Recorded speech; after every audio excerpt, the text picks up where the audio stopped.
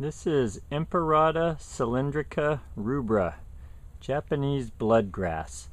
And this has become a pretty popular grass. Grasses in general have become quite popular. And this one has obvious appeal. Its tips, upper half of the leaves are usually this really strong red color. Plant is about 1 to 2 feet high by about 12 inches wide. It kind of likes regular water. I've seen this in drier conditions and it starts to burn, especially where I am in an inland valley. So I'd say a little regular moisture is going to be best for this plant. Also, it can spread. It spreads slowly by rhizomes, I believe, so it's a little bit of a spreader.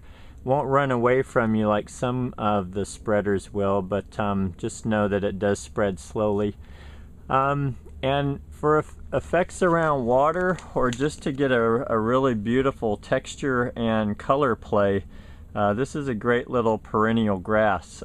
Inland where I am, it pretty much dies, and you want to cut this to the ground in the winter once it burns.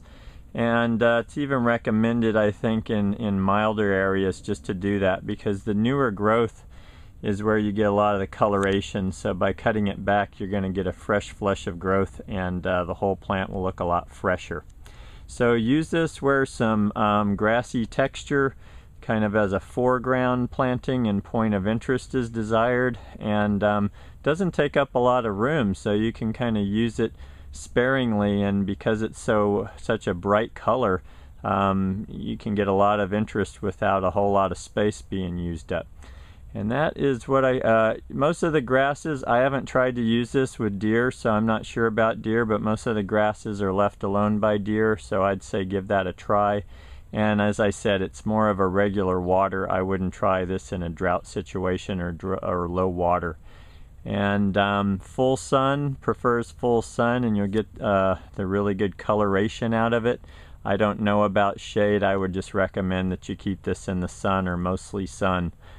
And that is what I can tell you about Japanese bloodgrass.